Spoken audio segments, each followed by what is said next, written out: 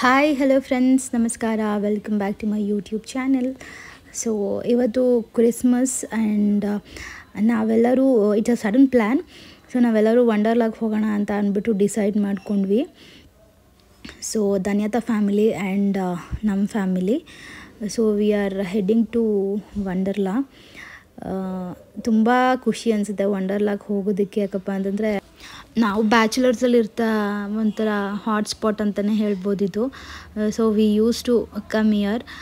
ಆಮೇಲೆ ತುಂಬ ಚೆನ್ನಾಗಿ ಅನ್ನಿಸ್ತಿತ್ತು. ಎಲ್ಲ ಗೇಮ್ಸ್ಗಳನ್ನೂ ಎವ್ರಿ ಟೈಮ್ ಬಂದಾಗ್ಲೂ ಎಲ್ಲ ಗೇಮ್ಸ್ಗಳನ್ನು ಕವರ್ ಮಾಡೋಕ್ಕಾಗ್ತಾನೆ ಇರಲಿಲ್ಲ ವಂಡರ್ಲಾದಲ್ಲಿ, ಬಿಕಾಸ್ ಅಷ್ಟು ಯೂಜ್ ಆಗಿದೆ. ಆಮೇಲೆ ವಾಟರ್ ಗೇಮ್ಸ್ ಆಡಿಬಿಟ್ರಂತೂ ತುಂಬಾ ಟಯರ್ಡ್ ಫೀಲ್ ಆಗಿಬಿಡುತ್ತೆ.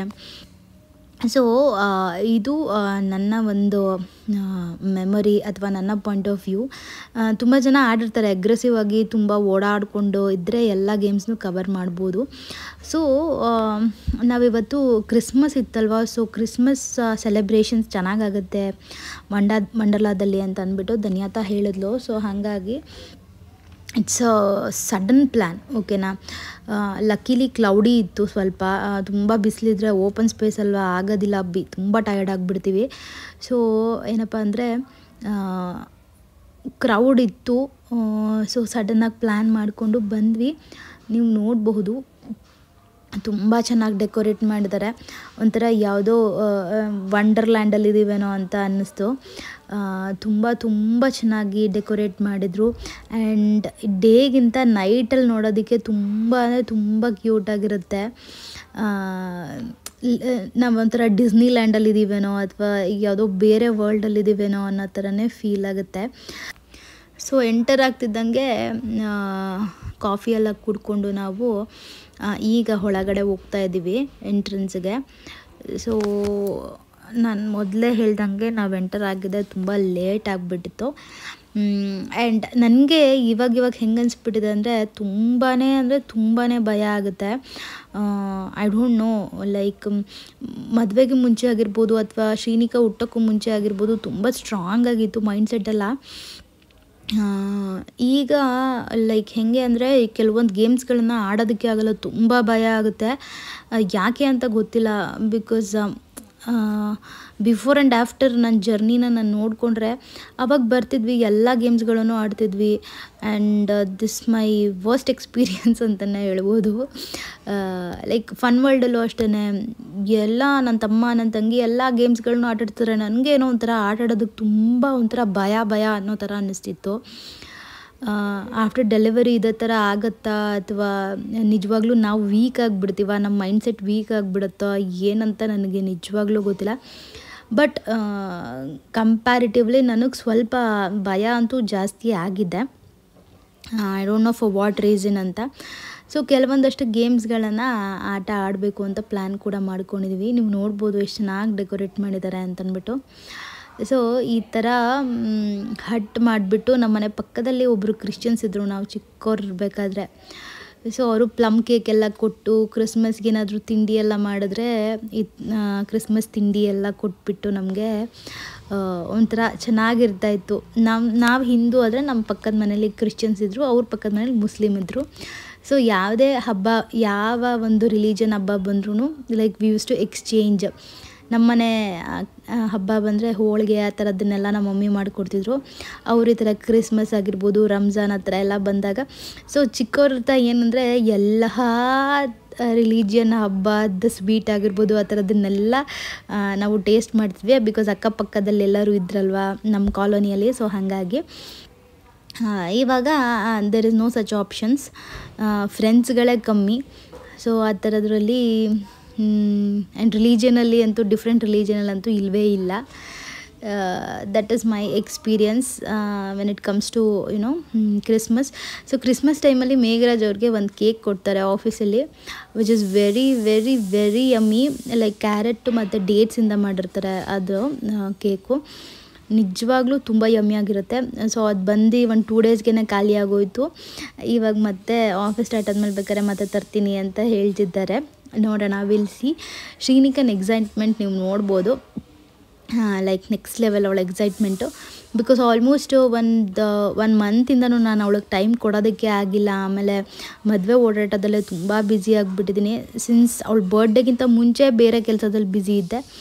ಈಗ ಅವಳ ಬರ್ಡೇ ಆದಮೇಲೆ ಲೈಕ್ ಮದುವೆ ಓಡಾಟದಲ್ಲೇ ಬ್ಯುಸಿಯಾಗಿದ್ದೀನಿ.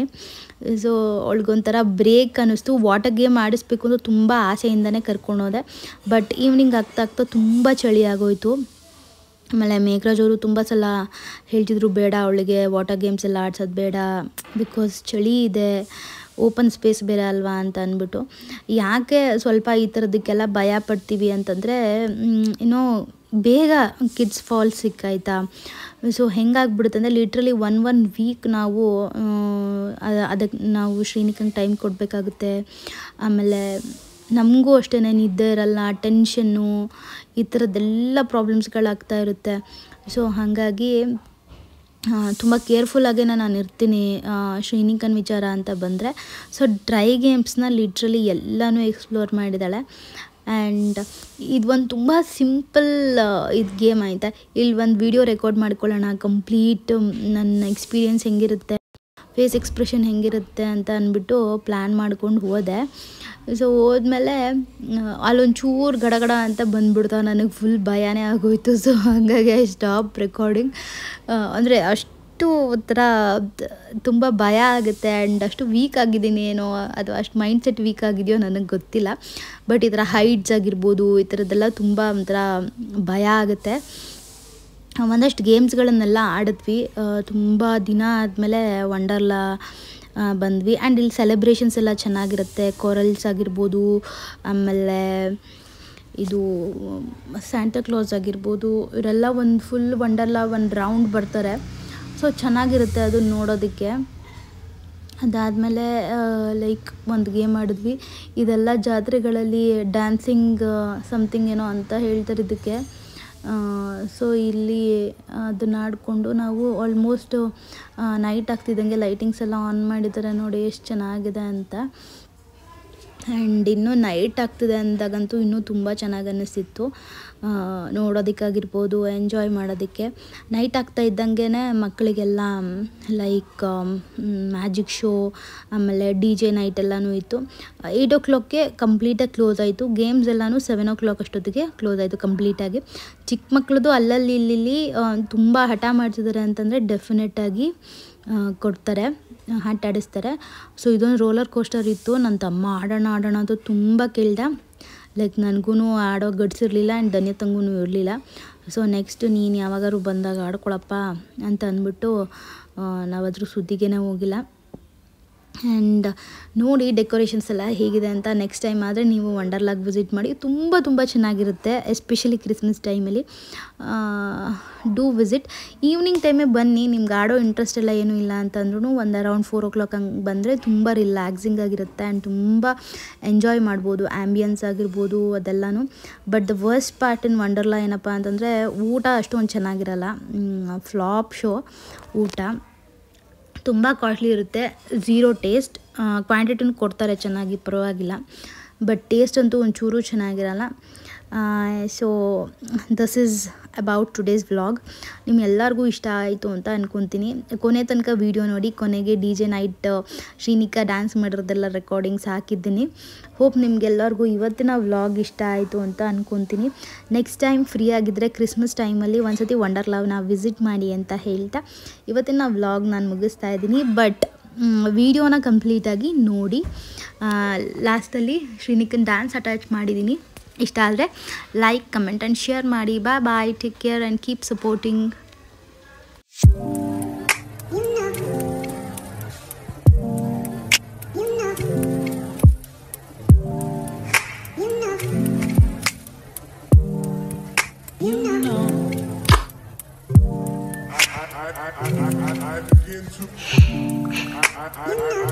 I begin to